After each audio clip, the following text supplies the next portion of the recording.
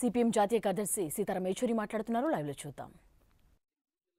Retrospectively, the donations made by foreign companies to political parties.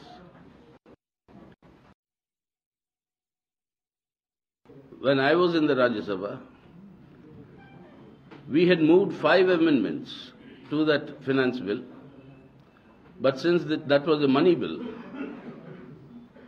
the provision in the constitution is that the Rajya Sabha's amendments will be sent back to the Lok Sabha for consideration once, and with their majority in the Lok Sabha, what I've described as the tyranny of democracy, with their majority in the Lok Sabha, they just bypassed these amendments and granted that retrospective effect benefit. Now that retrospective effect benefit was to start from 2010. That created a problem, and we have circulated a chart that shows you how much of donations were received by the two principal parties in our country, that is the Congress and the BJP. And of late, since the government has come, this government has come more to the BJP. But these are not covered by the retrospective act because it was before 2010. So now, in this finance bill, they have smuggled in a new clause, whereby this retrospective change will now come into effect if the finance bill is adopted, will now come into effect from 1976. That is from the day the FCRA was actually legislated. The day the FCRA legislation came into operation, from that day, now retrospectively, they are permitting donations by foreign companies to political parties. Now this again is a very, very dangerous move, whereby foreign companies, who owns them, who controls them, through what method are they raising their resources, how they are being given to Indian political parties, and if they are being given in such a big quantum to the ruling party, it is very clear that these donations are a form of investment by these corporates for trade-offs and for deals. This is nothing but crony capitalism of the highest order, as I've said earlier. So we think that this has to be rejected, number one. That is our plea before the Supreme Court. And we've argued that it is ultra vires of the Constitution. It actually violates the right to information. It violates the sections of the Constitution that we have also pointed out, that is Article 19(1)(a) and also of Article 14 of the Constitution.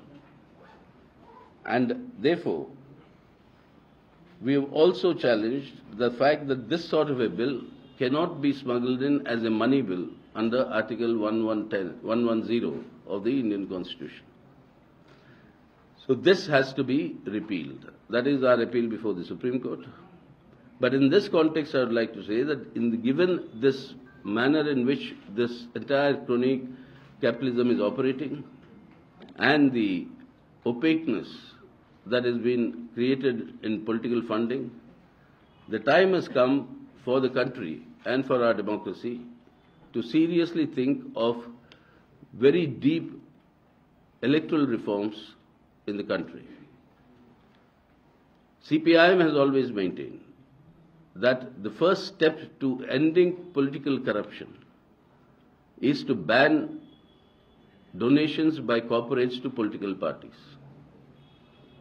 This is the supply side of corruption. You only talk of the demand side of corruption, but the supply side of corruption is the donations being made by the corporates. And unless this is plugged, political corruption cannot be ended. Instead of doing that, you are legalizing political corruption. Electoral bonds are nothing but the legalization of political corruption. And therefore, deep far-reaching electoral reforms is necessary, which should include this ban on corporate funding.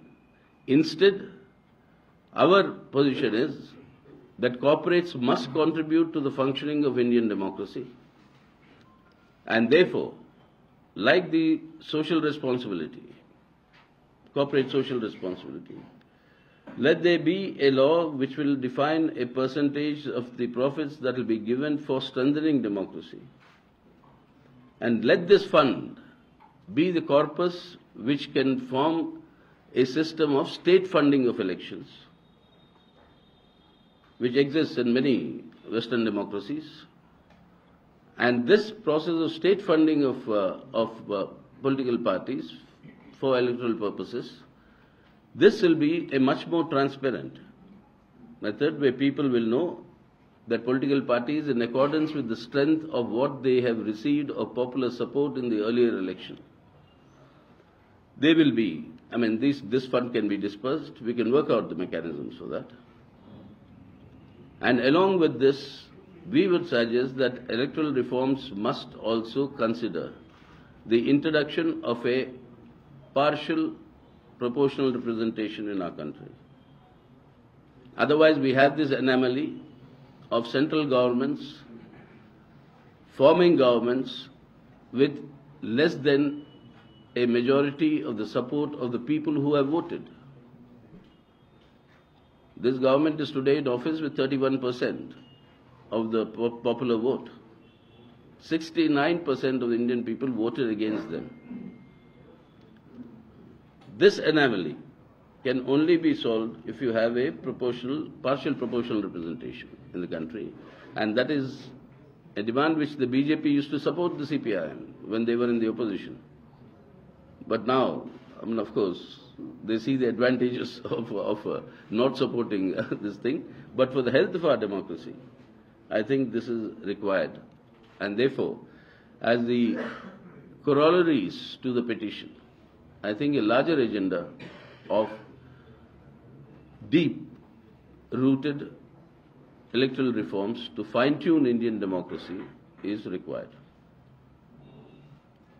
So we've circulated to you also the petition and the list of companies which have donated to the major political parties before 2010, foreign companies, which will now be legalized instead of actually proceeding on them according to law, will now be legalized through this amendment to the FCRA retrospectively.